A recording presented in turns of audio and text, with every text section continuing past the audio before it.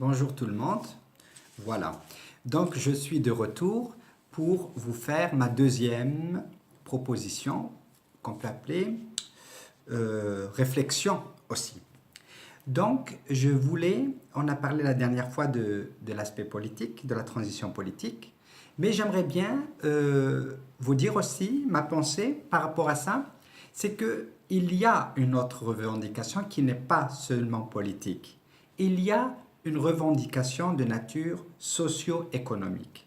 Les Algériens rêvent d'autres conditions, d'une autre qualité de vie.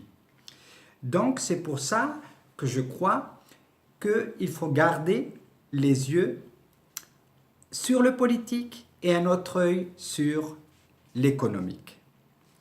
Les Algériens veulent vivre dans un autre système économique où ils sont libres d'agir et de chercher leur épanouissement socio-économique. Donc, je voulais rappeler quelques passages de l'histoire. On a vu comment la Russie, qui a fait une révolution avec la perestroïka, une ouverture politique, avec une machine économique complètement délabrée. On se souvient très bien de Yeltsin, etc. Et le devenir de la Russie qui n'est pas allé trop loin. Et on a vu la Chine, qui n'est pas un grand exemple de démocratie, mais qui a préféré une ouverture économique à l'époque de Deng Xiaoping. Donc, très pragmatique, le chat, peu importe sa couleur, noir ou blanc, l'important c'est qu'il attrape des souris. Voilà. Donc, il faut dire aussi que dans l'histoire, on a vu la Weimarer République en Allemagne, elle s'est ruinée à cause de la crise économique, qui a produit des conditions socio-économiques très difficiles, qui ont vu arriver un des systèmes politiques les plus abjects de l'histoire de l'humanité.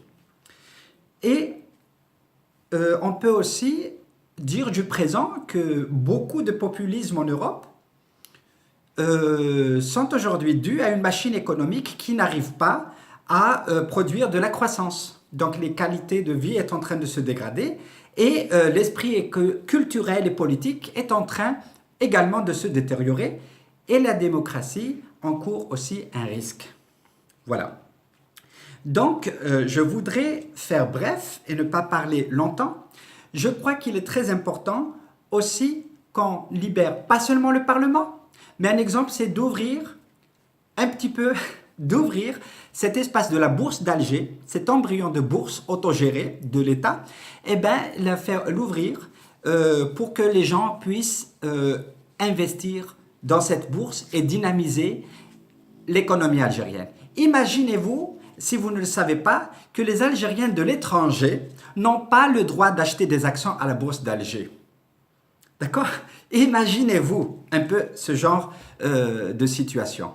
Donc, je vous dis, les Algériens, aussi, il faut nous impliquer par cette chose de l'économie.